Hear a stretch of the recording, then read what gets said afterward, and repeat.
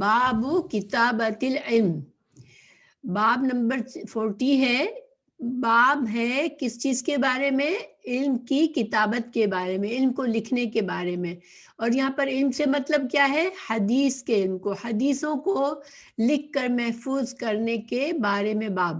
انشاءاللہ آگے حدیث پڑھنے سے پہلے پیچھے سے دیکھتے ہیں، جیسے کہ امام بخاری کی احادیث میں ہمیں جو ابواب بنتی ہے اس میں اتنی زیادہ گہری سوچ اور پلاننگ نظر آتی ہے کہ اتنا امیزنگ لگتا ہے کہ امام بخاری کتنی گہری سوچ رکھتے تھے۔ دیکھیں ہم نے پیچھے 2 ابواب پڑھے، جس میں ایک پہلا جو باب تھا جو کہ باب نمبر 38 تھا، جس میں امام بخاری نے یہ مسئلہ ثابت کیا تھا کہ رسول اللہ صلی اللہ علیہ وسلم نے آپ صلی اللہ علیہ وسلم نے یہ حدیث بیان فرمائی کہ جو حاضر ہیں، جو اس خطبہ کو سن رہے ہیں، وہ لوگ اس کو آگے پہنچائے، جو غائب ہے ان کو، کیونکہ ہو سکتا ہے کہ جو نہیں ہے موجود اور جس کو پاس بعد میں پہنچے گی یہ حدیث، وہ شاید حدیث کو زیادہ یاد رکھنے والا ہو، وہ زیادہ فائدہ اٹھانے والا ہو۔ تو آپ صلی اللہ علیہ وسلم نے یہ ایک عام حکم فرمایا تھا کہ میری حدیث کو آگے بیان کرو۔ اس کا مطلب ہے کہ یہ مسئلہ ثابت ہوا تھا کہ حدیث کے ان کو سیکھنا، اس کو محفوظ رکھنا، اس کو عمل میں لانا اور اس کو آگے پہنچانا یہ اجر و ثواب کے کام ہے، ٹھیک ہے۔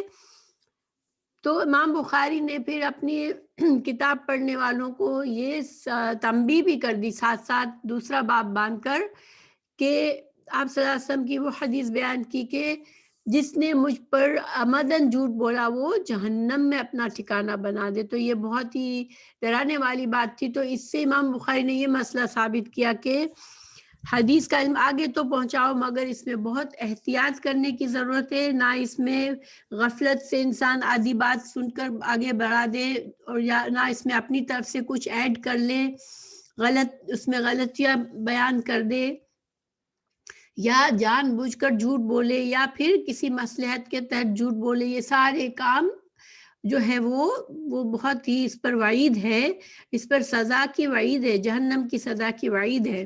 تو گویا کہ جو بھی یہ کام کرے وہ بہت احتیاط سے اس کو امانت سمجھ کر کرے۔ یہ 2 باتیں امام بخاری نے پیچھے ثابت کی۔ اب امام بخاری ہمیں یہ بتانا چاہ رہے ہیں کہ کیا حدیث، دیکھیں آج کے باب میں دو مقاصد ہیں امام بخاری کے۔ ایک یہ ہے کہ حدیث میں چونکہ حفاظت کرنی ضروری ہے، اس کو امانت کی طرح آگے پہنچانا ہے، تو اس کو کیا لکھ کر محفوظ کیا جا سکتا ہے؟ کیا ہمیں اس کی اجازت ہے؟ کہ کیا رسول اللہ صلی اللہ علیہ وسلم نے ہمیں اس کی اجازت دی ہے؟ کیا آپ صلی اللہ علیہ وسلم کے زمانے میں صحابہ کرام نے لکھا تھا؟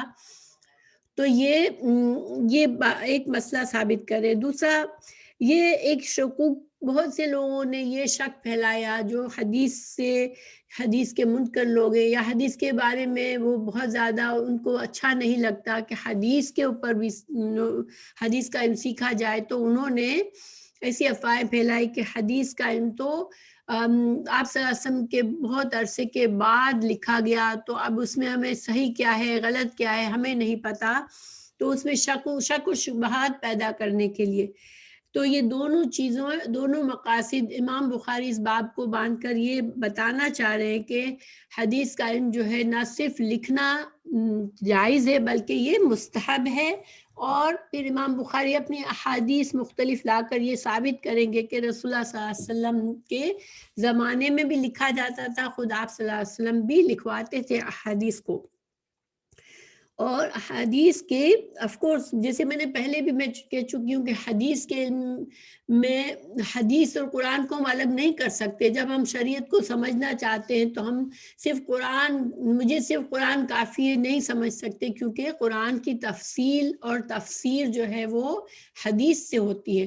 ہم صرف قرآن سے مسائل نہیں سمجھ سکتے، لیکن چونکہ اس میں ہر انسان کا ایمان برابر نہیں ہوتا، کچھ غلط بری نیت کے لوگ بھی ہوتے ہیں، کچھ غفلت کرنے والے بھی ہوتے ہیں، کچھ نادان یہ سمجھتے ہیں کہ ہم اپنی طرف سے کوئی اچھی بات حدیث کہہ کر بیان کر دیں گے تو لوگوں کو اس سے ترغیب ملے گی۔ اس طرح کی وجوہات کی بنا پر لوگ جھوٹی احادیث گھڑی ہیں لوگوں نے، لیکن اس کا یہ مطلب نہیں ہے کہ ہم حدیث کے علم میں شک کریں، کیونکہ علماء نے اپنی پوری زندگی لگا کر ان حدیث کے تخریج کی ہے، صحیح حدیث کو جھوٹی حدیث سے، ضعیف حدیث سے الگ کیا ہے.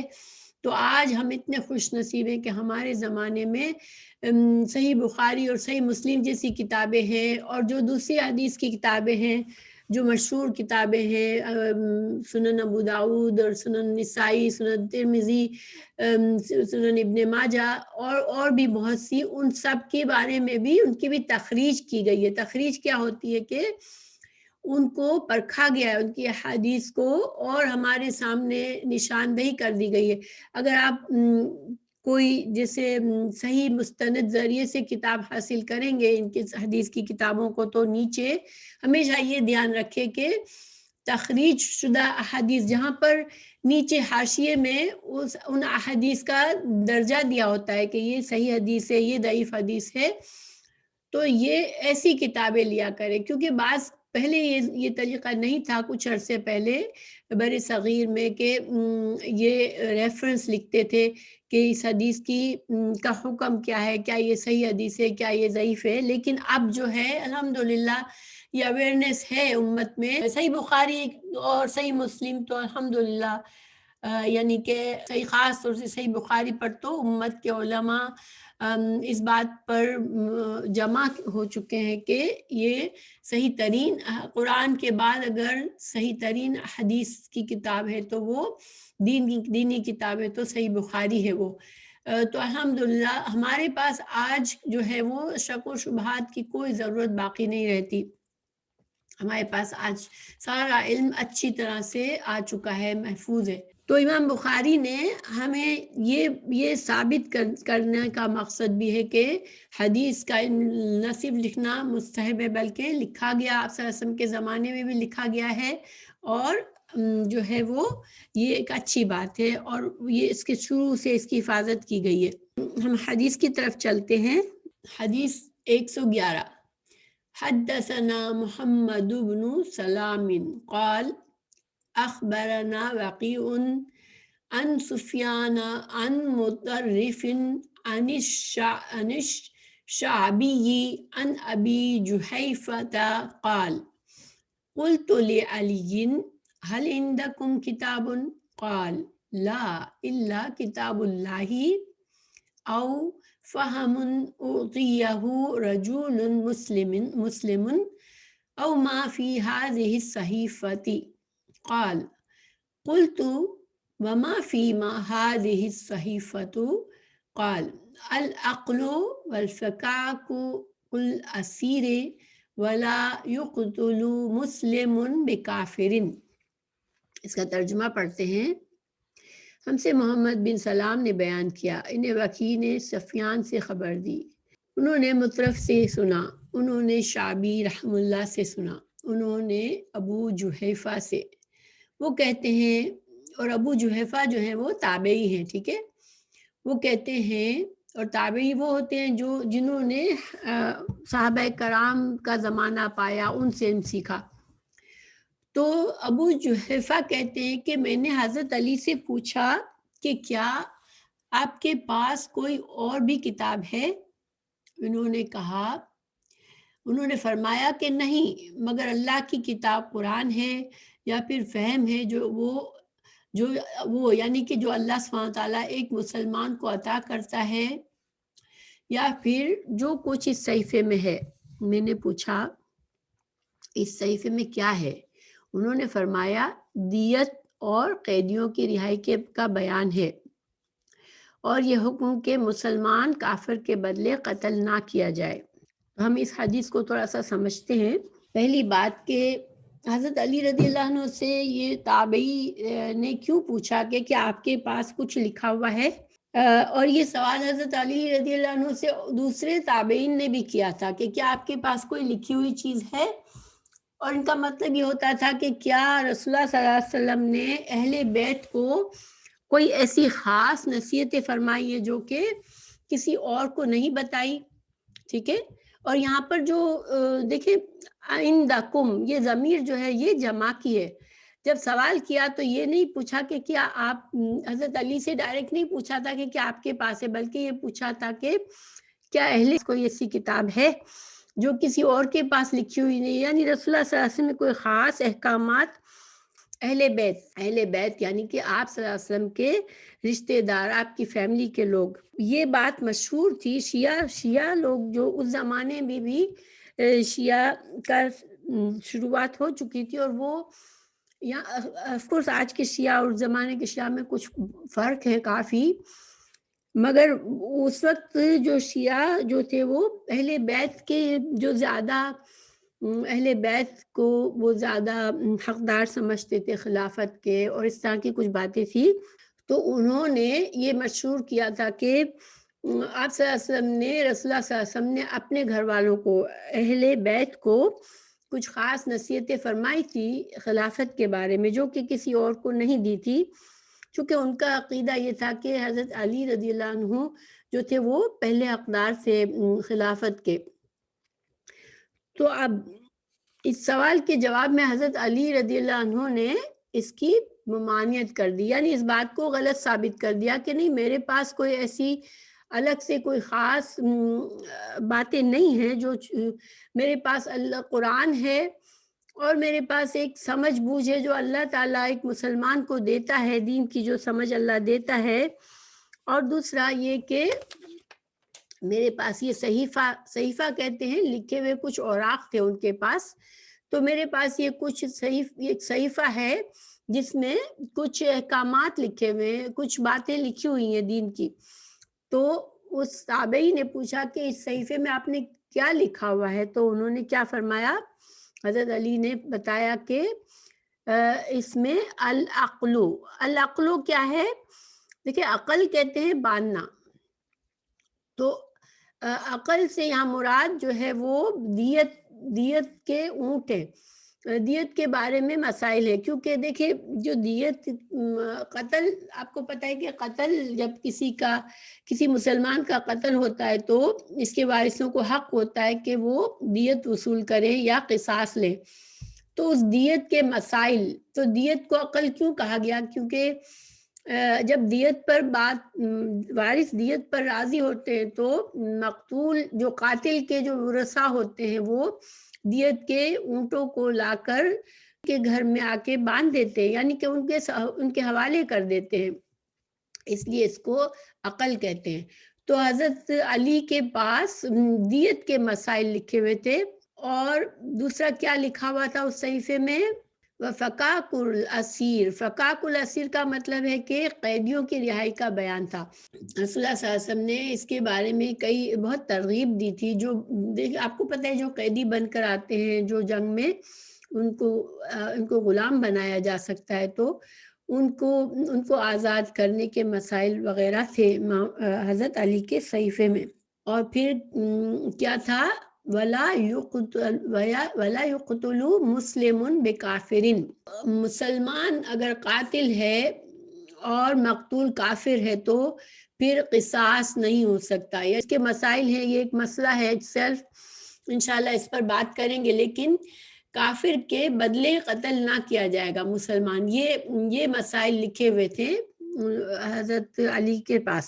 تو چونکہ یہ اختلافی مسئلہ ہے، اس لیے انشاءاللہ اس کو جب اس کا وقت آئے گا جب اس پر بات کریں گے ہم۔ اب اس سے امام بخاری اس حدیث کو اس باب میں کیوں لائے ہیں؟ کیونکہ اس میں یہ ثابت ہوتا ہے کہ حضرت علی رضی اللہ عنہ نے رسول اللہ صلی اللہ علیہ وسلم کی احادیث لکھ کر اپنے پاس صحیفے میں محفوظ رکھی تھی، گویا کہ صحابہ کرام جو تھے وہ احادیث کو لکھتے تھے، بہت سے صحابہ کرام لکھتے تھے حدیث کو، ٹھیک ہے۔ یہ مسئلہ ثابت کیا ہے کہ جو لوگ سمجھتے ہیں کہ حدیثوں کو آپ صلی اللہ علیہ وسلم کے بہت عرصے کے بعد لکھا گیا، تو یہ صحیح نہیں ہے، کیونکہ آپ صلی اللہ علیہ وسلم رسول اللہ صلی اللہ علیہ وسلم خود نے بھی لکھوائی ہیں، اور یہ حدیث میں یہاں ثابت ہوتا ہے کہ صحابہ کرام، بہت سے صحابہ کرام لکھتے تھے اپنے پاس، تو اس وجہ سے امام بخاری اس حدیث کو اس باب میں لائے ہیں۔ ہم دوسری حدیث کی طرف چلتے ہیں۔ حدثنا ابو نعیم الفضل بن دکین قال حدثنا شیبان عن یحیی عن ابی سلمۃ عن ابی ہریرۃ عن خزاعۃ قتلوا رجلا من بنی لیث عام فتح مکۃ بقتیل منہم قتلوہ فأخبر بذلك النبی صلی اللہ علیہ وسلم فركب رحلته فخطب فقال إن الله حبس عن مكة القتل أو الفيل. قال محمد وجعلوه على شك أبو عبد الله وسلط عليهم رسول الله صلى الله عليه وسلم والمؤمنين ألا وإنها لم تحل لأحد قبلي ولا تحل لأحد بعدي ألا وإنها حلت لي ساعة من نهار ألا وإنها ساعتي هذه حرام لا يختلي شوكها ولا يعضد شجرها ولا تلتقط ساقطتها إلا المنشد فمن قتل له قتيل فهو بخير النظرين إما أن يؤقل وإما أن يقاد أهل القتيل. فجاء رجل من أهل اليمن فقال اكتب لي يا رسول الله صلى الله عليه وسلم فقال اكتبوا لأبي فلان. فقال رجل من قريش إلا الإذخر يا رسول الله فإنا نجعله في بيوتنا وقبورنا. فقال النبی صلی اللہ علیہ وسلم إلا الإذخر. تو اس حدیث کو بھی اسی سیم باب میں لائے ہیں، اسی لیے میں نے ساتھ پڑھی آج کہ حدیث کا ترجمہ کیا ہے. ہم سے ابو نعیم الفضل بن دکین نے بیان کیا، انشر شیبان نے یحییٰ کے واسطے سے نقل کیا، علماء سے وہ ابو ہریرہ رضی اللہ عنہ سے روایت کرتے ہیں قبیلہ خزاعہ کے کسی شخص نے بنو لیس کے کسی آدمی کو اپنے کسی مقتول کے بدلے میں مار دیا تھا. یہ فتح مکہ والے سال کی بات ہے. رسول اللہ صلی اللہ علیہ وسلم کو یہ خبر دی گئی. آپ نے اپنی اونٹنی پر سوار ہو کر خطبہ پڑھا اور فرمایا اللہ نے مکہ سے قتل یا ہاتھی کو روک لیا. اب دیکھیں یہاں پر حدیث میں راوی کو شک ہے. یہ جو ابو نعیم راوی ہیں انہوں نے امام بخاری کو اسی طرح حدیث بیان کی کہ یہاں پر یہ قتل کا لفظ تھا یا ہاتھی کا لفظ تھا. دیکھیں ہاتھی کو فیل کہتے ہیں، ٹھیک ہے، الفیل اور القتل ان دونوں کی بناوٹ بظاہر سیم. اور آپ کو پتہ ہے پہلے زمانے میں نقطے نہیں ڈالے جاتے تھے، تو یہ بہت ایک بالکل لفظ ملتے جلتے ہیں. تو اس میں راوی کو یہ شک ہو گیا کہ قتل لکھا تھا یا ہاتھی تھا. ٹھیک ہے، جس نے بیان کیا اس نے قتل کہا تھا حدیث میں یا اس نے ہاتھی کہا تھا. تو امام بخاری نے کیا فرمایا کہ اس لفظ کو شک کے ساتھ سمجھو، یعنی کہ اپنے پڑھنے والوں کو سمجھایا کہ آپ اس میں شک سمجھو کہ قتل بھی ہو سکتا ہے یا ہاتھی بھی ہو سکتا ہے. تو اب میں اس کی وضاحت کروں گی انشاءاللہ. تو ایسے ہی ابو نعیم وغیرہ نے القتل اور الفیل کہا ہے. تو ان کے علاوہ دوسرے لوگ الفیل کہتے ہیں. یعنی اس حدیث کو جو امام بخاری کے علاوہ بہت سے اور راویوں نے جب لکھا تو چونکہ ان کے استاد الگ ہوا کرتے تھے، ہر راوی کے اپنے استاد ہوتے تھے، تو انہوں نے الفیل لکھا ہے. ٹھیک ہے، انہوں نے شک کے ساتھ نہیں بیان کیا، مگر چونکہ امام بخاری کو اس طرح سے پہنچی حدیث تو انہوں نے اسی طرح سے لکھی ہے. تو پھر رسول اللہ صلی اللہ علیہ وسلم نے فرمایا کہ اللہ نے ان پر اپنے رسول اور مسلمانوں کو غالب کر دیا. یعنی کہ دونوں لفظوں کی صورت میں اگر اصحاب الفیل تھے جو کہ ابرہہ تھا جو کہ کعبہ کو ڈھانے کے لیے آیا تھا، تو اس پر سمجھے یا قتل پر سمجھے، میں اس کو دونوں کو وضاحت کرتی ہوں انشاءاللہ. تو اللہ نے مسلمانوں کو غالب کر دیا اور سمجھ لو کہ مکہ کسی کے لیے بھی حلال نہیں ہوا، نہ مجھ سے پہلے اور نہ آئندہ کبھی ہوگا. اور میرے لیے بھی صرف دن کے تھوڑے سے حصے کے لیے حلال کر دیا گیا تھا۔ اور حلال ہونے کا کیا مطلب ہے کہ مکہ کی جو حرمت اللہ نے رکھی ہے اس کو پامال کرنے کے اللہ نے کسی کو اجازت نہیں دی ہے، ٹھیک ہے؟ ایک حرام چیز کو کی حرمت کو خراب کرنا، وہ اس کو حلال کرنا ہے، ٹھیک ہے؟ تو یعنی کہ اللہ نے جس کام کو حرام کیا تو بندے اس کو حرام نہیں کر سکتے، اور اللہ تعالیٰ نے مکہ کی حرم کی کچھ حرمتیں بیان کی ہے کہ یہاں پر یہ کام نہیں ہو سکتے، یہ کام حرام ہے یہاں کرنا۔ تو اگر وہ کام کوئی کرتا ہے تو گویا اس نے اللہ کے حرام کو حلال کر دیا، ٹھیک ہے؟ یہ مطلب ہے۔ سن لو کہ وہ اس وقت حرام ہے، یعنی کہ اب رسول اللہ صلی اللہ علیہ وسلم نے کیا فرمایا کہ اللہ نے مکہ کی حرمت خود قائم فرمائی ہے، اور اللہ نے کسی بندے کو یہ اجازت نہیں دی ہے کہ اس حرمت کو پامال کرے۔ اور مجھے بھی، یعنی کہ مجھے تھوڑے سے وقت کے لیے اللہ تعالیٰ نے دن کے کچھ حصے کے لیے میرے لیے یہ اجازت دی تھی کہ میں یہاں پر اللہ کے مجرموں کو قتل کر سکوں، ان کے ساتھ جنگ کر سکوں۔ تو اب سن لو کہ اب یہ میرے لیے بھی حرام ہے، یعنی کہ اب جو ہے مکہ کی حرمت جو ہے وہ لوٹ آئی ہے، نہ اس کا کوئی کانٹا توڑا جائے گا، نہ اس کے درخت کاٹے جائیں گے، اور اس کی گری پڑی چیز بھی وہی اٹھائے جس کا منشا یہ ہو کہ وہ اس شے کا تعارف کروائے گا۔ اور تعارف کروانے کا مطلب یہ ہے کہ اس کا اعلان کروائے گا کہ مجھے یہ چیز ملی ہے، اور جو اس کی چیز ہو وہ آ کے مجھ سے لے لے، تو صرف اس مقصد سے وہ اٹھائے، ورنہ اس کو نہ اٹھائے۔ تو اگر کوئی شخص مارا جائے تو اس کے عزیزوں کو اختیار ہے۔ اب دوسرا حکم آپ صلی اللہ علیہ وسلم نے بتایا کہ ہاں، اگر جس کے کوئی قتل کر دیا، کسی نے کسی کے گھر میں قتل ہو گیا، کسی کے گھر کا، کسی کے خاندان کا فرد قتل ہو گیا، تو اس کے وارثوں کو کیا اختیار ہے؟ دو باتوں میں سے ایک کا اختیار ہے، یا تو دیت لے لے یا قصاص لے لے۔ بدلہ سے مطلب یہاں قصاص ہے، اور قصاص کیا ہوتا ہے؟ جان کے بدلے جان، یعنی کہ قاتل کی جان بھی لے سکتے ہیں یا اس کو معاف کر کے دیت پر راضی ہو سکتے ہیں۔ تو اتنے میں ایک یمنی آدمی ابو شاہ نامی آیا اور کہنے لگا یہ مسائل میرے لیے لکھوا دیجئے۔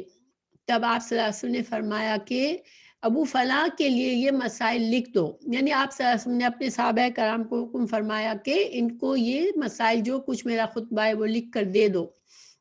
تو ایک قریشی شخص نے کہا، اور یہ قریشی شخص ہمیں دوسری احادیث سے پتہ چلتا ہے حضرت عباس تھے، آپ صلی اللہ علیہ وسلم کے چچا۔ تو ایک شخص نے کہا یا رسول اللہ مگر اس خیر، یعنی کہ چونکہ آپ صلی اللہ علیہ وسلم نے فرمایا کہ یہاں کا کانٹا بھی نہیں کاٹا جائے گا، یہاں کا درخت بھی نہیں کاٹا جائے گا، تو اس نے کہا کہ حضرت عباس نے فرمایا کہ یا رسول اللہ آپ اسخر کی اجازت دے دے۔ اسخر کیا ہوتا ہے؟ اسخر جو ہے وہ ایک پودا، جھاڑی سی پودا ہوتا ہے چھوٹا سا، جس میں خوشبو ہوتی ہے۔ اس کو عام طور پر پاکستان میں بھی قبر پر لے جاتے ہیں لوگ، شاید آپ لوگ جانتے ہوں گے، مجھے اس کا اردو نام نہیں یاد ہے۔ تو اسخر کاٹنے کی اجازت دے دیجئے، کیونکہ اسے ہم گھروں کی چھتوں پر ڈالتے ہیں یا مٹی ملا کر اپنی قبروں میں بھی ڈالتے ہیں۔ یہ سن کر آپ صلی اللہ علیہ وسلم نے فرمایا ہاں مگر اسخر کی اجازت دے دی، یعنی کہ آپ صلی اللہ علیہ وسلم نے اسخر کو کاٹنے کی اجازت دے دی مکہ میں۔ اب اس حدیث کو تھوڑا سا سمجھتے ہیں۔ حدیث کا آغاز تو یہ ہوا کہ مکہ جب فتح ہو چکا تو مکہ کی حرم کی حدود میں خزاعہ قبیلہ جو تھا، جس کے ساتھ ظلم کیا گیا تھا، اس کے لوگوں کو قتل کیا گیا تھا، جس کا انشاءاللہ ابھی ذکر تھوڑا سا اور آئے گا دوسری حدیث میں۔ تو انہوں نے اپنے قاتل جو قتل ہوا تھا، اس کو جس نے قتل کیا تھا قاتل کو انہوں نے قتل کر دیا، یعنی قصاص لے لیا، اس سے بدلہ لے لیا۔ تو آپ صلی اللہ علیہ وسلم نے اس موقع پر یہ خطبہ بیان کیا۔ اب جو آپ صلی اللہ علیہ وسلم کا یہ فرمانا تھا کہ یہ جو لفظ جس میں شک ہوا قتل ہے، یعنی کہ القتل ہے یا الفیل ہے، تو اس کی وضاحت کیا ہو سکتی ہے؟ دیکھیں، چونکہ امام بخاری نے خود دونوں لفظ لکھے اور انہوں نے تبدیلی نہیں کی، جس طرح ان کو ان کے استاد نے بتایا اسی طرح انہوں نے یہاں لکھ دیا۔ تو نمبر 1 اس سے ہمیں حفاظت، محدثین جو تھے، جو حدیث کے علم کو لکھتے تھے، آگے بڑھاتے تھے، وہ بہت محتاط ہوتے تھے کہ اگر کہیں ایک لفظ بھی وہ اپنی رائے سے نہیں بدلتے تھے. کہ امام بخاری کو اگر ان کے استاد نے یہ 2 لفظ کہے کہ پتہ نہیں قتل کہا، القتل تھا یا الفیل تھا، تو امام بخاری نے یہ نہیں سوچا کہ اچھا اب ٹھیک ہے میں اپنی رائے سے میں ایک لفظ لکھ دوں، کیونکہ وہ بھی عالم تھے، انہوں نے بھی بہت علم تھا ان کے پاس حدیث کا، تو انہوں نے خود اپنا فیصلہ نہیں کیا، بلکہ جس طرح حدیث ان تک پہنچی تھی اسی طرح انہوں نے آگے پہنچائی. تو یہ امانت تھی جو اور کی مثال ہے. ہمیں پتہ چلتا ہے کہ حدیث کے راویوں نے ایک لفظ کو بھی کبھی اپنی مرضی سے ادھر سے ادھر نہیں کیا. اچھا، اب اگر ہم اس کو القتل سمجھے تو کیا مطلب نکلے گا اس حدیث کا، اور اگر ہم الفیل سمجھے تو کیا مطلب نکلے گا، تو اس کو میں وضاحت کرتی ہوں. ٹھیک ہے، القتل اگر ہم سمجھے تو اس کا مطلب یہ ہوگا کہ جب مکہ پر آپ صلی اللہ علیہ وسلم نے چڑھائی کی، ٹھیک ہے، اس کا واقعہ آپ لوگوں نے سنا ہوا ہے، میں تفصیل تو ظاہر نہیں بتا سکتی ہوں، بہت سارا لمبی بات ہو جائے گی. لیکن جب آپ صلی اللہ علیہ وسلم نے مکہ پر چڑھائی کی تو مکہ کی حرمت تھی اس وقت بھی، لیکن اللہ تعالیٰ نے صرف دن کے تھوڑے حصے کے لیے اپنے نبی صلی اللہ علیہ وسلم کو اجازت فرمائی کہ وہ مکہ پر فوج کشی کریں اور فوج لے کر جائیں. مگر اللہ کے فضل سے اور رحمت سے مکہ والوں نے جنگ نہیں کی تھی، اس وقت جنگ ہوئی نہیں تھی، انہوں نے فوراً سے ہتھیار ڈال دیے تھے، اور سوائے چند بڑے بڑے مجرموں کو جن کے لیے سزائے موت کا حکم دے دیا گیا تھا، ان کے علاوہ کسی کو قتل نہیں ہوا، کوئی جنگ، کوئی خون ریزی نہیں ہوئی مکہ میں. اللہ تعالیٰ نے اس اپنے حرم کی اس وقت بھی حرمت کا اس میں بھی خیال رکھا. ٹھیک ہے، لیکن اس دن کے بعد مکہ فتح ہو جانے کے بعد یہ حرمت، یہ اجازت آپ صلی اللہ علیہ وسلم فرما رہے کہ میرے لیے بھی نہیں تھی کہ اب نے یہاں پر قتل و غارت ہونے دوں اس حرام، اس محترم جگہ پر. ٹھیک ہے، تو یہ مطلب ہوگا اگر القتل لیں گے تو. دوسرے جو ہے الفیل اگر لیتے ہیں تو آپ لوگوں نے سنا ہوگا سورہ فیل ہے قرآن میں کہ ابرہہ جو تھا وہ یمن کا جو حبشہ کا بادشاہ تھا، وہ چاہ رہا تھا کہ خانہ کعبہ کو اگر وہ توڑ دے گا اور وہاں پر عبادت کی جگہ کو ختم کر دے گا، تو پھر اس نے خود اپنا ایک کعبہ بنایا تھا. وہ چاہ رہا تھا کہ لوگ میرے پاس آئیں، کیونکہ مکہ میں ایک تجارت کا ذریعہ بھی تھا یہ، اور یہ اس کعبہ کی وجہ سے بہت سے لوگ آتے تھے ہر سال، اور یہ معیشت کا بہت عمدہ طریقہ تھا، تجارت کا ذریعہ بھی تھا. تو وہ چاہ رہا تھا میرا شہر آباد ہو، اس طرح سے جیسے کعبہ آباد ہو جاتا ہے. تو اس نے ہاتھیوں کی بڑی فوج لے کر گیا تھا، اسی لیے اس کو فیل کہا گیا، اصحاب الفیل کہا گیا. اللہ سبحانہ تعالیٰ نے اس اپنے حرمت والے شہر میں قتال کی اجازت نہیں دی اس کو، اور اس کے پورے لشکر کو چھوٹے چھوٹے پرندے بھیج کر، جو کہ ابابیل تھے، جنہوں نے اپنی کنکریوں کے ذریعے اس پورے لشکر کو برباد کر دیا. جس پر کنکری گرتی تھی وہ وہی مر جاتا تھا. تو بہرحال اللہ تعالیٰ نے یہ نوبت نہیں آنے دی کہ اس حرام شہر میں اس کی حرمت خراب ہو. تو یہ دونوں مطلب لیے جا سکتے ہیں اس حدیث میں. ٹھیک ہے، امام بخاری ظاہری بات ہے کہ اس حدیث کو یہاں کیوں لائے ہیں اس باب میں، کہ اس میں رسول اللہ صلی اللہ علیہ وسلم سے نے حکم دیا کہ اس یمنی شخص کو یہ خطبہ لکھ کر دے دو. یعنی کہ حدیث ظاہر آپ صلی اللہ علیہ وسلم کی حدیث کے لکھنے کا ثبوت ثابت ہوتا ہے کہ آپ صلی اللہ علیہ وسلم نے خود اجازت دی، خود حکم فرمایا کہ اس حدیث کو لکھ کر اس شخص کو دے دو. تو اس وجہ سے امام بخاری یہاں پر لائے ہیں اس کو، کہ آپ صلی اللہ علیہ وسلم کے زمانے میں خود آپ صلی اللہ علیہ وسلم نے بھی حکم دے کے حدیث لکھوائی، یہ مسئلہ ثابت کیا. اس سے کچھ اور احکامات ثابت ہوتے ہیں اس حدیث سے. ٹھیک ہے، اس سے یہ ثابت ہوتا ہے کہ نمبر 1 مسئلہ تو یہی ثابت ہوا کہ رسول اللہ صلی اللہ علیہ وسلم کے زمانے سے حدیث کی کتابت کا طریقہ موجود ہے. حالانکہ اس زمانے میں کتاب لکھنا پڑھنا بہت کم لوگ جانتے تھے اور کاغذ وغیرہ نہیں تھا اویلیبل کہ بہت لوگ لکھ سکتے تھے، لکھنے کی سہولت نہیں تھی، پھر بھی لکھا جاتا تھا۔ پھر دوسرا جو ہے یہاں پر یہ ثابت ہوئی کہ مکہ کی حرمت ثابت ہوئی کہ مکہ کی حرمت اللہ تعالیٰ نے شروع سے رکھی ہے اور وہاں پر قتال جائز نہیں ہے، اس جگہ کا کانٹا بھی توڑنا جائز نہیں ہے، وہاں کے درخت کاٹنے جائز نہیں ہے، اس کی گری پڑی چیز بھی اگر کوئی اٹھاتا ہے، اس کو راستے میں کوئی چیز نظر آتی ہے وہ اٹھاتا ہے اگر، تو صرف اور صرف اس نیت سے اٹھائے کہ وہ اس کے مالک کو ڈھونڈے گا، اس کے اشتہارات دے گا اس چیز کے، اور تاکہ مالک جو آ کے لے لے۔ تو اب ظاہر ہے کہ اتنا سارا اگر وہ خود یوز ہی نہیں، استعمال کرنا اس کو جائز ہی نہیں ہے، تو پھر یہ ایک بہت بڑی ذمہ داری ہے کہ کسی گری ہوئی چیز کو انسان اٹھا لے وہاں سے، پھر وہ کہاں ڈھونڈے گا اس کو؟ اگر تو یا تو اس کو پتا ہے کہ ہاں یہ چیز فلاں کی ہو سکتی ہے، تو ورنہ تو بہتر یہی ہے کہ وہاں کی گری پڑی چیز کو وہیں چھوڑ دیا جائے، شاید مالک خود ہی آ کر ڈھونڈ لے گا۔ پھر دوسرا یہاں پر مسئلہ قتل عمد پتہ چلتا ہے کہ اگر قتل کی سزا جو ہے وہ مقتول کے وارثوں کو اختیار دیا گیا کہ یا تو وہ قصاص لے، یعنی کہ قاتل کو قتل کرے یا پھر اس سے دیت پر راضی ہو جائے، تو قصاص جو ہے وہ قتل عمد میں ہوتا ہے، ٹھیک ہے، یعنی غلطی سے خطا سے اگر کسی سے قتل ہو جاتا ہے تو اس کو اس کے بدلے مارا نہیں جاتا، اس سے صرف دیت کا معاملہ ہوتا ہے۔ اسخر کی اجازت ہے، تو وہاں کے یعنی مکہ کی جو حرمت ہے درخت نہ کاٹنے کی، اس میں اسخر کی اجازت حضرت عباس نے مانگی اور رسول اللہ صلی اللہ علیہ وسلم نے دے دی، تو اس کو کاٹنا جائز ہے۔ یہ سارے مسائل اس حدیث سے ثابت ہوتے ہیں۔ اب ہم اگلی حدیث پر چلتے ہیں۔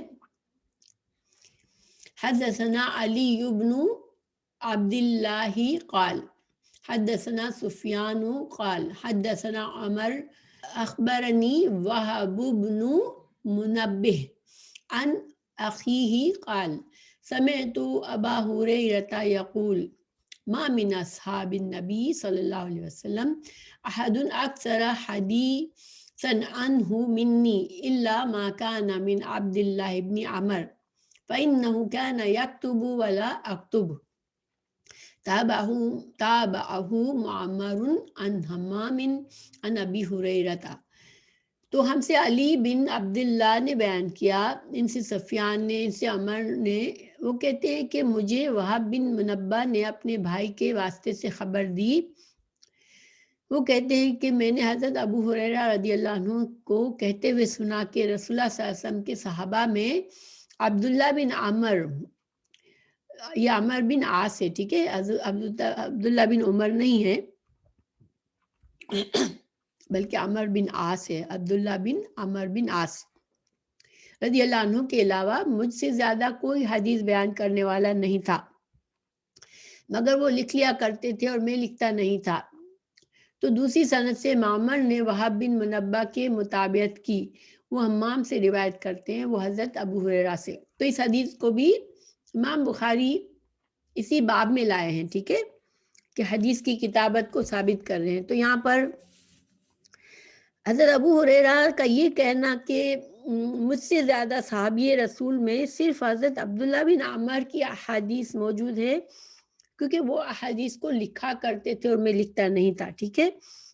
تو اس مسئلے اس میں یہ صرف حضرت ابو ہریرہ کا خیال تھا، ورنہ حدیث رسول صلی اللہ علیہ وسلم کے سب سے بڑے جو صحابی راوی ہیں وہ حضرت ابو ہریرہ ہیں، جن کی احادیث 5000 سے اوپر ہے، 5300 یا ایسے کچھ ہے۔ حضرت عمر بن عاص جو تھے وہ لکھا کرتے تھے احادیث کو رسول اللہ صلی اللہ علیہ وسلم کے زمانے میں۔ اس کے بارے میں ایک صحیح حدیث موجود ہے، مگر تھوڑی لمبی ہے، تو میں آپ کو صرف مفہوم بتاتی ہوں کہ ہوا یہ تھا کہ وہ چھوٹی عمر، ظاہر ہے کہ وہ ان سے بڑی عمر کے صحابہ موجود تھے، اب وہ ایک آپ صلی اللہ علیہ وسلم کے جب بھی محفل میں بیٹھتا تو لکھ لیا کرتا تھا آپ کی باتوں کو، تو ان کو بڑے صحابہ کرام نے کہا کہ تم ہر چیز مت لکھا کرو، شاید تم سے کچھ غلط بات لکھ لی جائے، اس پر انہوں نے لکھنا چھوڑا تو رسول اللہ صلی اللہ علیہ وسلم نے ان کو فرمایا کہ نہیں، آپ لکھا کریں، اللہ کی قسم میرے منہ سے حق کے علاوہ کوئی بات نہیں نکلتی. تو وہ آپ صلی اللہ علیہ وسلم نے خود ان کو لکھنے کی ترغیب دی تھی. اور حضرت عبداللہ بن عمر جو تھے وہ لکھا کرتے تھے. مگر دیکھیں اب یہ نصیب کی بات ہے. حضرت ابو ہریرہ کے نے آپ صلی اللہ علیہ وسلم سے دعا کی درخواست کی کہ یا رسول اللہ مجھے باتیں بھول جاتی ہیں، میں آپ کی حدیثیں سنتا ہوں لیکن کچھ دنوں میں مجھے بھول جاتا ہوں. آپ صلی اللہ علیہ وسلم نے ان کے لیے دعا فرمائی تھی ان کے حفظے کے لیے. اس کے بعد الحمدللہ یہ اللہ کا کرم ہوا ان پر کہ انہوں نے اتنی احادیث جو ہے وہ بیان فرمائی. اب حضرت عبداللہ بن عمر جو تھے دو وجوہات کی بنا پر ان کی احادیث، حالانکہ ان کے پاس لکھا ہوا ذخیرہ زیادہ ہوگا واللہ عالم، لیکن وہ بہت زیادہ عبادت گزار تھے. اور ایک دیکھیں لوگوں کو سکھانا پڑھانا یہ ہر انسان کا شغل نہیں ہوتا، ہر انسان کا شوق نہیں ہوتا. انہوں نے لکھانے پڑھانے لوگوں کو سکھانے میں وقت کم لگایا بلکہ، اور پھر وہ مدینہ سے زیادہ تر دور رہے کیونکہ ان کے والد جو تھے عمر بن عاص وہ حضرت جو امیر معاویہ کے خاص لوگوں میں سے تھے. تو وہ انہوں نے وہاں پر شام میں اور دوسری جگہوں پر زیادہ وقت گزارا. اور مدینہ جو تھا وہ اصل میں حدیث کا سب زیادہ سے زیادہ علم جو سیکھنا سکھانا اس وقت تھا وہ مدینہ میں تھا. تو اس وجہ سے حضرت ابو ہریرہ کی حدیث زیادہ لوگوں نے سیکھی ان سے، انہوں نے آگے زیادہ بیان کی. اور حضرت ابو ہریرہ کا حدیث کا ذخیرہ جو تھا وہ زیادہ محفوظ ہوا. ان سے بھی احادیث ہیں حضرت عمر بن عاص سے، مگر ان سے بہت کم احادیث ہیں.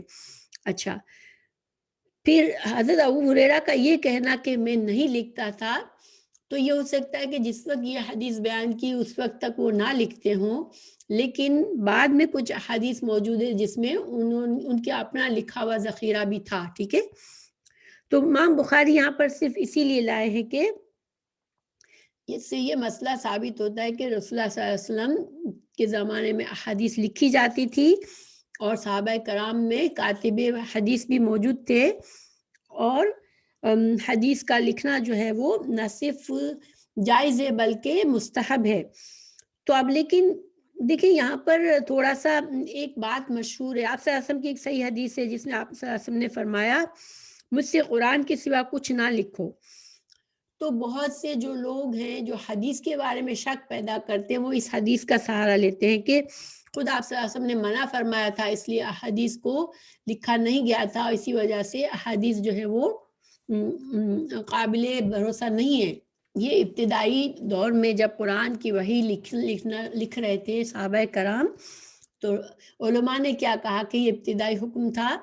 جب آپ صلی اللہ علیہ وسلم جو ہیں وہ یہ صحابہ کرام کی تربیت کر رہے تھے وحی لکھنے کے لیے، تو اس وقت یہ منع فرمایا تھا کہ جہاں قرآن کی آیت لکھو وہاں پر حدیث میری کوئی بات مت ساتھ لکھ لو. ٹھیک ہے، کیونکہ آپ کو پتہ ہے کہ جو اہل کتابیں ان کی کتابوں میں اللہ کی طرف سے وحی کے الفاظ کون سے ہیں، حضرت عیسیٰ علیہ السلام کے الفاظ کون سے ہیں، اور ان کے کچھ بعد کے اسکالرس کون سے ہیں، یہ سارے کے سارے ایک جگہ لکھے ہوئے ہیں. لیکن اللہ کے پیارے رسول اللہ تعالیٰ چاہ رہے تھے کہ قرآن کی حفاظت، اللہ تعالیٰ نے وعدہ کیا، رسول اللہ صلی اللہ علیہ وسلم چاہ رہے تھے کہ قرآن جوں کا تو امت تک پہنچے، اس لیے اس وقت منع فرمایا. لیکن بعد میں جیسے کہ میں نے ابھی بتایا عبداللہ بن عمر کی بات بتائی کہ ان کو آپ صلی اللہ علیہ وسلم نے خود فرمایا کہ حدیث لکھا کرو. پھر اوپر کی حدیث میں بھی ہم نے دیکھا کہ آپ صلی اللہ علیہ وسلم نے لکھوایا خطبہ، آپ صلی اللہ علیہ وسلم کے خطوط لکھے جا رہے تھے. تو یہ سارے وہاں اس زمانے کے بھی ہمیں ثبوت ملتے ہیں بے شمار جس میں حدیث کو لکھا گیا. ٹھیک ہے، لیکن ظاہری بات ہے جو لوگ فتنہ چاہتے ہیں وہ لوگ ایسی چیزیں ڈھونڈ لیتے ہیں اور وہ ان کو غلط جگہ پر استعمال کرتے ہیں. قرآن اور حدیث کا قاعدہ یہ ہے کہ اس کو آؤٹ آف کانٹیکس غلط طریقے سے جو انسان اس کو آگے بڑھاتا ہے تو پھر اس سے فتنہ اس کا مقصد ہوتا ہے. اچھا، پھر مزید اس سے کیا ثابت ہوتا ہے، اس حدیث سے کیا ہوا؟ دیکھیں لکھتے تو تھے لیکن اس زمانے میں صحابہ کرام کو جو حافظے تھے وہ بہت ہی زبردست قسم کے حافظے ہوتے تھے. اللہ تعالیٰ نے ان کو یہ صلاحیتیں دی تھی کیونکہ اللہ تعالیٰ نے وہ خاص بندے پیدا کیے تھے جن کو دین کو آگے پہنچانا تھا. خود امام بخاری کی جو میموری تھی، ان کی یادداشت اتنی زبردست تھی کہ وہ ایک بار حدیث کو سن لیتے تو اس کو پوری اس کی سند کے ساتھ ان کو ایک دم سے یاد ہو جاتی تھی. اور ان کو کتنی ہزاروں حدیثیں ان کو ایسے یاد تھی جیسے ہر حدیث کا جو ہے راوی اور ہر راوی کے حالات بھی ان کو یاد تھے. اور حدیث میں ذرا بھی کہیں غلطی ہوتی تھی تو وہ فوراً پہچان لیتے تھے. اور ان کی جب میں نے آپ لوگوں کو شروع میں حضرت امام بخاری کے حالات زندگی بتائے تو میں نے بتایا تھا کہ اس زمانے میں لوگ ان کے میموری سے اتنے متاثر تھے کہ ان کے امتحان لیا تھا انہوں نے اور اس میں وہ بہت اچھی طرح سے وہ کامیاب ہوئے تھے. بہرحال اللہ تعالیٰ کا یہ دستور ہے. دیکھیں انسان کو اللہ صلاحیتیں دیتا ہے، ٹھیک ہے، اگر انسان ان صلاحیتوں کو استعمال کرتا ہے تو وہ نکھر جاتی ہیں. دنیا کی چیزوں کو دیکھیں آپ بہت زیادہ یوز کر لیں تو وہ ٹوٹ پھوٹ جاتی ہے، لیکن انسان اپنے حافظے کو استعمال کرتا ہے، اپنی لکھنے پڑھنے کی صلاحیتوں کو استعمال کرتا ہے تو اس کا دماغ اور چمک جاتا ہے اور نکھر جاتا ہے. آج دیکھیں مثال میں آپ کو دوں گی کہ ایک زمانہ تھا ہم لوگ چھوٹے چھوٹے تھے تو ہمیں یہ کیلکولیٹر استعمال کرنے کی اجازت نہیں ہوتی تھی اسکولوں میں. مجھے یاد ہے ایون یہاں پر جب میں کالج میں جاتی تھی تو کیلکولیٹر ہمیں نہیں استعمال کرنے دیتے تھے. تو ہمارے دماغ اتنے فاسٹ جو تھے وہ فوراً سے حساب کر لیتے تھے کہ بڑی بڑی اماؤنٹ کو ہم حافظے میں جمع نفی ضرب کر کے فوراً سے جواب نکال لیتے تھے. اور آج اب یہ حال ہو گیا ہے کہ چھوٹا سا بھی حساب کرنا ہے تو فوراً سے ہم کیلکولیٹر ڈھونڈتے ہیں کیونکہ ہماری صلاحیتیں ختم ہونے لگتی ہے اگر ہم ان کو یوز نہیں کرتے. تو پہلے زمانے میں لوگ اپنے حافظے پر اس لیے بھروسہ کرتے تھے کہ لکھنا لکھانا اتنا آسان نہیں تھا، نہ لکھنے کی صلاحیت چیزیں موجود تھی، نہ کاغذ اتنا آسانی سے ملتا تھا، تو وہ لوگ اتنے زیادہ ان کے اندر یہ صلاحیت تھی کہ وہ یاد رکھتے تھے. لیکن جب پہلی صدی میں تقریباً 98 ہجری میں عبداللہ بن عمر بن عزیز، آپ سب نے نام سنا ہوگا، بہت مشہور خلیفہ ہے، خلیفہ راشدین کے بعد ان کا نام آتا ہے. یہ بہت ہی اچھے انسان تھے، بہت اچھے خلیفہ تھے اس زمانے. ان کے زمانے میں اسلامی حکومت کو بہت فائدے ہوئے چونکہ اس زمانے میں انہوں نے دیکھا کہ بہت سے حافظ حدیث دنیا سے جا رہے ہیں تو ان کو فکر لگی کہ آئندہ آنے والی نسلوں کے لیے یہ ان کہیں ضائع نہ ہو جائے. تو انہوں نے بڑے بڑے اس زمانے کے علماء کو اس کام پر لگایا کہ وہ حدیث کی تدوین کرے. اس میں ابن شہاب زہری کا نام آتا ہے، جن کی پیدائش جو تھی 58 ہجری میں تھی. اسی طرح ابن راشد وغیرہ نے لکھا، ٹھیک ہے. امام مالک نے جن کی پیدائش 93 ہجری میں تھی، انہوں نے موطا امام مالک لکھی تھی جو کہ آج بھی موجود ہے. اور ان کو انہوں نے 1,00,000 حدیث لکھ کر رکھی تھی اپنے پاس امام مالک نے، ٹھیک ہے. تو یہ ساری جیسے چیزیں ہمارے پاس موجود ہے کہ حدیث کی حفاظت کی گئی ہے. پھر یہ جو صرف تھا یہ صرف حضرت ابو ہریرہ کا خیال تھا کہ شاید عبداللہ بن عمر کے پاس مجھ سے زیادہ حدیث ہے، ٹھیک ہے. تو حضرت ابو ہریرہ کی 5300 کے قریب احادیث تھی. اچھا، تو یہ سارے مسائل اس سے ثابت ہوتے ہیں. اب ہم اگلی حدیث پر جاتے ہیں. امام بخاری نے اس باب میں یہ ساری حدیثیں سیم باب میں لکھی ہیں، تو انشاءاللہ اسی لیے میں نے ان کو ساتھ رکھا. وقت آلموسٹ ہو رہا ہے لیکن انشاءاللہ ایک حدیث ہم کر لیتے ہیں. حدثنا یحییٰ بن سلیمان قال حدثنی ابن وہب قال اخبرنی یونس عن ابن شہاب عن عبید اللہ ابن عبداللہ عن ابن عباس قال لما اشتد بالنبی صلی اللہ علیہ وسلم وجعہ قال ایتونی بکتاب واکتبوا لکم کتابا لا تضلوا بعدہ.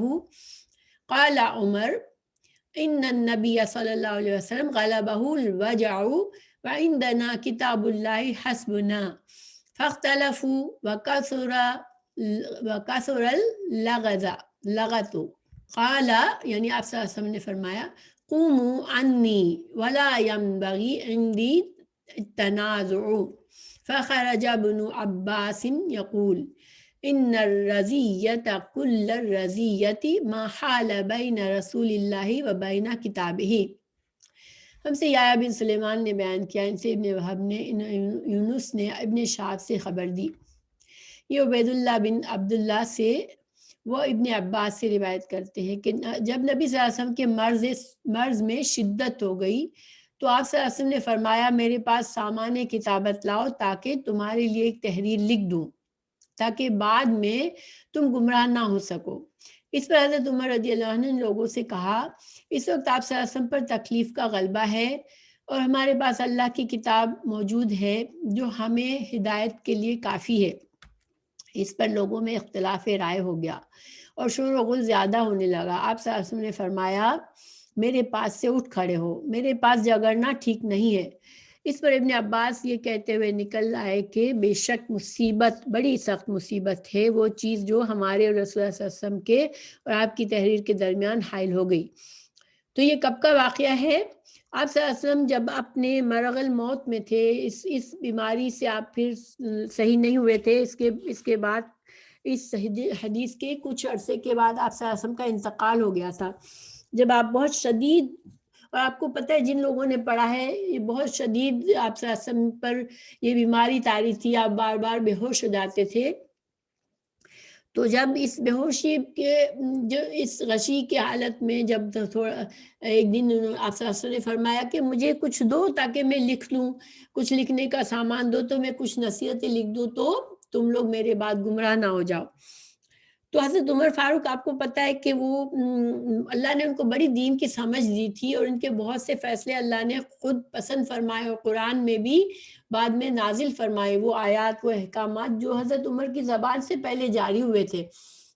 تو حضرت عمر نے شفقت اور محبت کی وجہ سے کہ رسول اللہ صلی اللہ علیہ وسلم اتنی تکلیف کی حالت میں ہیں، اب ان کو مزید تکلیف ہم نہ دیں کہ وہ اب بیٹھ کے کچھ لکھوائیں، تو انہوں نے مشورہ دیا کہ ہمارے پاس ہدایت کا سامان موجود ہے، آپ صلی اللہ علیہ وسلم کی جو فرامین ہے، اللہ کی کتابیں ہمیں نفع ہے، اب انشاءاللہ ہم ان کو تھام کر چلیں گے تو گمراہ نہیں ہوں گے۔ اور ان کا ارادہ تھا کہ آپ صلی اللہ علیہ وسلم آرام کریں۔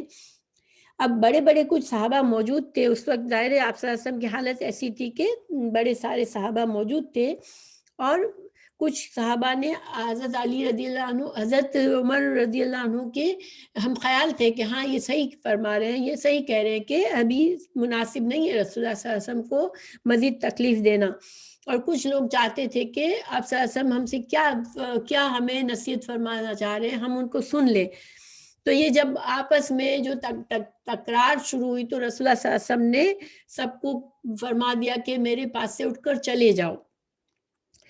اب جو ہے دیکھیں علماء اس حدیث کو بہت سے لوگ جو ہیں وہ اس لیے اس طرح سے لیتے ہیں کہ رسول اللہ صلی اللہ علیہ وسلم جو تھے وہ اپنے اہل بیت میں سے خلیفہ بنانے کی نصیحت کرنا چاہ رہے تھے یا وغیرہ وغیرہ، اس طرح کی باتیں بھی کی ہیں۔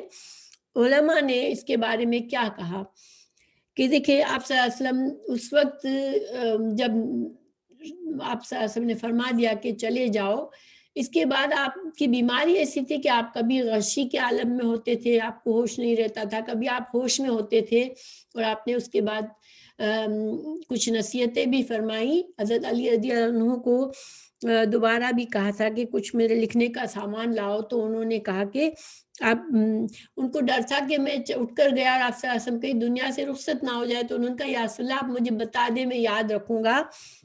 تو حضرت علی رضی اللہ عنہ کو بھی کچھ نصیحتیں فرمائی تھی رسول اللہ صلی اللہ علیہ وسلم نے، جو میں ابھی بتاتی ہوں، حدیث موجود ہے اس کی۔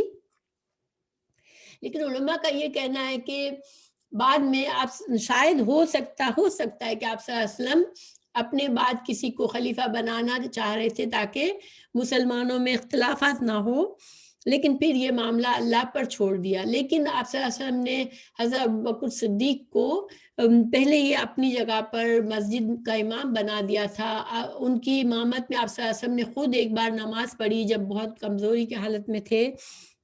تو یہ ساری موجود تھی یہ ساری سائنس کہ حضرت ابوبکر صدیق ہی خلیفہ بننے کے لائق ہیں. یہی اللہ کا فیصلہ ہے اور یہی ہوا الحمدللہ. لیکن علماء نے کہا کہ اگر واقعی میں کوئی ایسی بات ہوتی جو شریعت کی ضروری بات تھی اور رسول اللہ صلی اللہ علیہ وسلم کو ہم تک پہنچانا ضروری تھا تو اللہ تعالیٰ کبھی بھی آپ صلی اللہ علیہ وسلم کو دنیا سے نہ اٹھاتے جب تک وہ بات بتا نہ دیتے. کیونکہ آپ صلی اللہ علیہ وسلم کا مشن تھا کہ ساری کی ساری شریعت مسلمانوں تک پہنچائی جائے.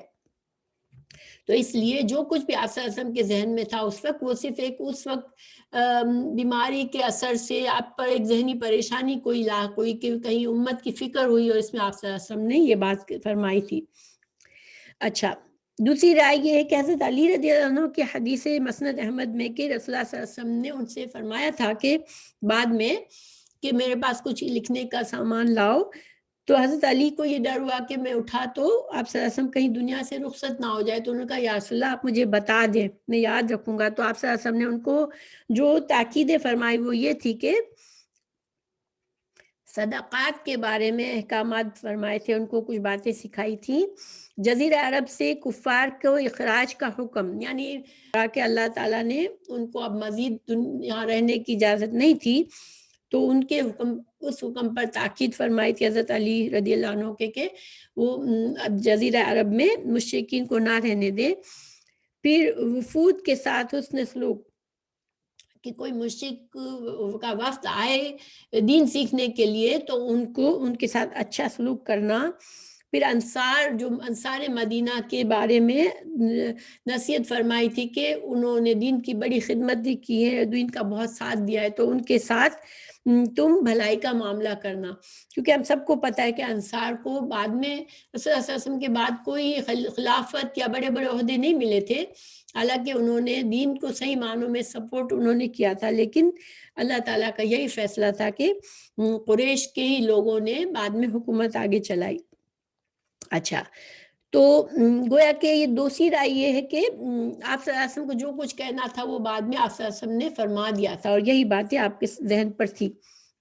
تو اب یہ کہ خلاصہ یہ ہے کہ انسان کو ایسی چیزوں سے اگر کوئی گمراہ کن سوچے رکھنا چاہتا ہے تو وہ ظاہری بات ہے کہ کر سکتا ہے. لیکن جب حضرت عمر، حضرت ابوبکر، حضرت علی جیسے کبار صحابہ موجود تھے اور ان کا خیال میں یہی بہتر تھا کہ رسول اللہ صلی اللہ علیہ وسلم اس وقت سخت تکلیف میں آرام سے رہیں، تو پھر آپ صلی اللہ علیہ وسلم نے بھی جب بعد میں بھی آپ کو افاقہ ہوا آپ صحیح ہوئے لیکن آپ نے کوئی ایسی خلافت کی کوئی بات نہیں کی، تو پھر ہم کو یہ سوچنے کی ضرورت نہیں ہے کہ ہاں ایسی کوئی بات تھی. اچھا، پھر اب ساری احادیث کا خلاصہ یہ ہے کہ امام بخاری اس حدیث کو بھی اسی لیے لائے تھے کہ آپ صلی اللہ علیہ وسلم نے لکھنے کا سامان منگایا. گویا آپ صلی اللہ علیہ وسلم احادیث کے لکھنے کو پسند فرماتے تھے. اچھا، تو حدیث کے بارے میں شک میں رہنا جو ہے یہ گمراہی ہے. ان ساری احادیث سے ہمیں پتہ چلتا ہے کہ احادیث کی حفاظت جس طرح اللہ نے قرآن کی حفاظت فرمائی اسی طرح احادیث کی حفاظت بھی فرمائی ہے اور ایسے بندوں کے ذریعے فرمائی جنہوں نے ایک ایک لفظ کو امانت کے طور پر ہم تک آگے پہنچایا. اچھا، پھر یہ ہے کہ ہاں ہم کو آج جو ہے وہ صحیح اور ضعیف احادیث کی پہچان ضروری ہے، کیونکہ جیسے صحیح احادیث ہے ایسے میں نے بتایا کہ کچھ لوگوں نے ضعیف احادیث بھی بنائی، جھوٹی احادیث بھی بنائی اپنے دنیاوی غراض کے لیے.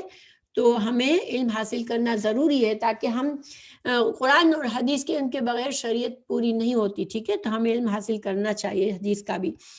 پھر رسول اللہ صلی اللہ علیہ وسلم کی ایک حدیث ہے امام موطا کی کتاب میں، امام مالک کی کتاب موطا میں، ترکت فیکم امرین لن تضلوا ان تمسکتم بہما کتاب اللہ و سنت رسول اللہ صلی اللہ علیہ وسلم. میں نے تمہارے درمیان دو چیزیں چھوڑے جا رہا ہوں، اگر تم ان دونوں کو مضبوطی سے تھام لوگے تو کبھی گمراہ نہ ہوگے. یہ اللہ کی کتاب اور اس کے رسول کی سنت ہے. تو الحمدللہ ہمارا لیسن پورا ہوا. اللہ سبحانہ تعالیٰ ہمیں شوق دے کہ ہم جس طرح قرآن کو بھی سیکھیں اور حدیث سے رسول صلی اللہ علیہ وسلم کو بھی سیکھیں، کیونکہ یہی ہماری شریعت کے ذرائع ہیں، اور ہمیں اس کو سیکھنے کے بغیر ہم صحیح دین کو نہیں سمجھ سکتے۔ اللہ سبحانہ وتعالیٰ مسلمانوں کو صحیح دین عطا کرے تاکہ آج مسلمان پھر سے غالب ہو جائے، آمین۔ سبحانک اللہم و بحمدک، اشہد ان لا الہ الا انت، استغفرک۔